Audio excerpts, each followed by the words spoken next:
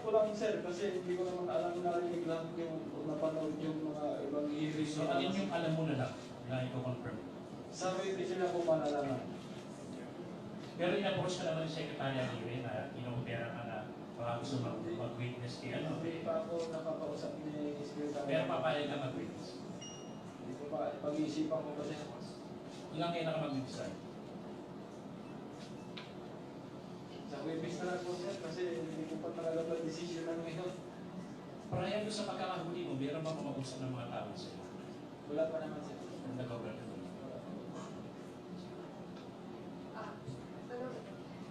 Ronnie, Joyce Ila, CNN Philippines. Tanong ko lang, may natatanggap ka bang death threats? Recently? Wala pa naman, wala po ma'am. Kasi may sinabi si Senator De Lima na nung nagkausap yata kayo, may mga death threats ka raw, kaya ka raw nagtatanong. Wala naman po ma'am.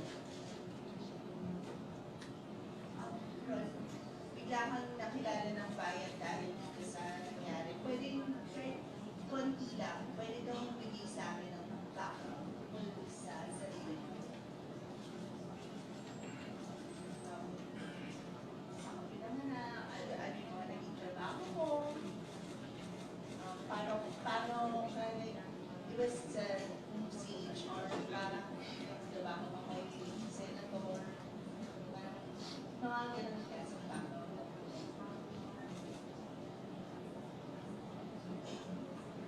Yan, nagkaroon kami ng nagtrabaho since noong 2007, nagtrabaho, naging bodyguard ako din, no? Hanggang sa nagkaroon kami ng relasyon, saka tumagal ng 7 taon, ang ganun lang. Yun na nga naging trabaho bago ka nag-CHR o bago ka naging driver bodyguard ni Senator. Okay, 2007 kasi ma'am, nasa ano pa kami noon, nasa local. Si CHR siya 2008 yata. Pero nakapag-campus ka ba ng college? Hindi po ma'am, high school graduate lang po ako. Pumunta sa Pangasinan ka rin lang nakatrabaho. Nang airport bodyguard din po ako sa, nagtrabaho po ako sa Makati, sa private. Ronnie, si Senator Laila, si Pedro from Rammer, si Senator Laila hindi pa paulit-ulit niyang sinabi na yung House Probe on the proliferation of drugs in the NPP was designed para sirain yung pangalan niya.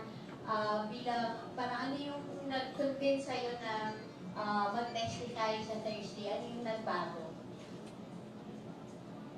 Hindi ko pa masasagot dyan na. Poprotektahan mo ba si Senator Laila Dila? Hindi ko pa masasagot na. Dahil sa lang muna.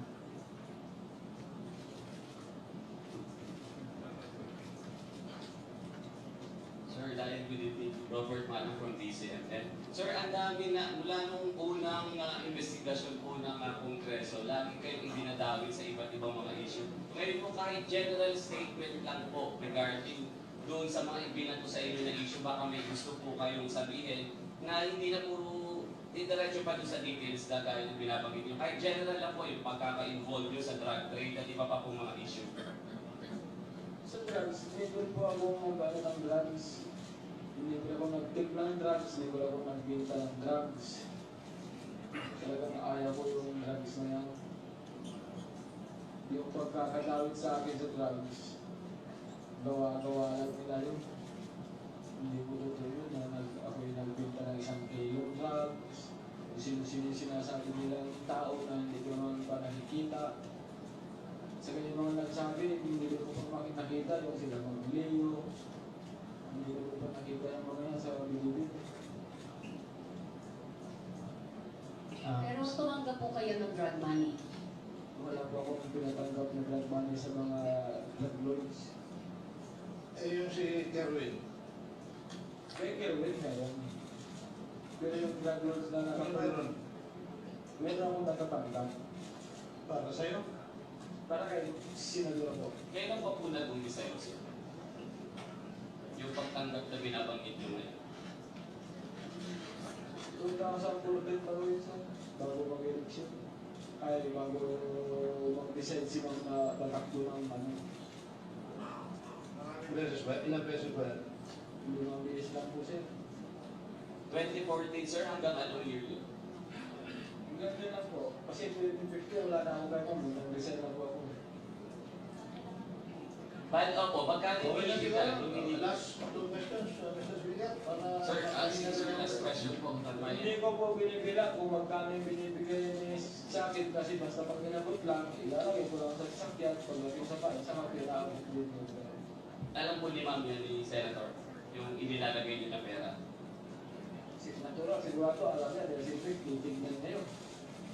Sir, last na lang po, binanggit nyo kanina na matagal kayong walang ugnayan kay Senator De Lima at nagpa-text pa kayo at hindi niya sinagot yung text na inutos nyo doon sa anak niya. Ngayon po, nalumantad na kayo. Ano po yung mensahe gusto nyo banggitin kay Senator Laila De Lima? Thank you po. Clarify ko lang po. Sir, nai-intrigue lang ako. Paano mo naman kinuha kay Kerwin yun? Kilala mo ba? Paano mo kinuha yung... Eh, yung wala yung photos ni Ma'am Sir, kaya susunod lang po ako sa autos. Tinutosan ka ni... Hindi ma'am, sino ma'am? Sinagawang sekretary pa siya ma'am. Pero sorry. Sige. May binanggit po kayo na bahay kanina. Clarify ko lang, nag-live-in po ba kayo noong 7 years na may relasyon kayo? Sa isang bahay na ba kayo nakatira? Yes ma'am. Okay na siguro. Sir, Parang kahapon kaya po, naman- pandebata pa ng RFN. Bale, sabi nyo kanina, masama yung loob nyo. Pero naglabas po ng statement si Senator Leila de Lima na sana tatuloy ka lang ang ayos na mga authorities. Concern pa rin siya sa'yo. So, ano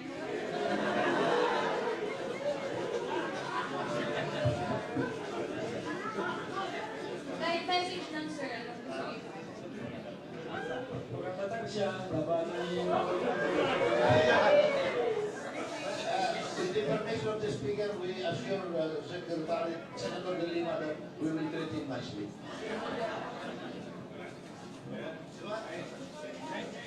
Mahaba lang ulit, sorry. Nakatanong lang naman para sa baka. Paano kung nabiunta kay Senator? May nag-refer ba ka sa'yo? May nag-refer ba sa'yo? Nag-apply ka? nag-apply po ako ma'am. Paano mo nalaman na may job? May dati nung 2010 election,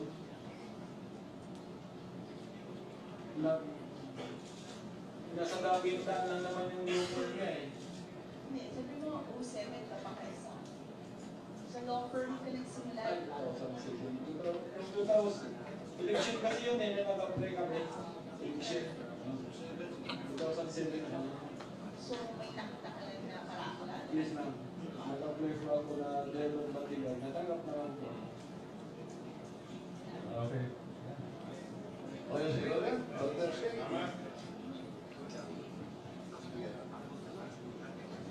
Thank you po. Thank you po.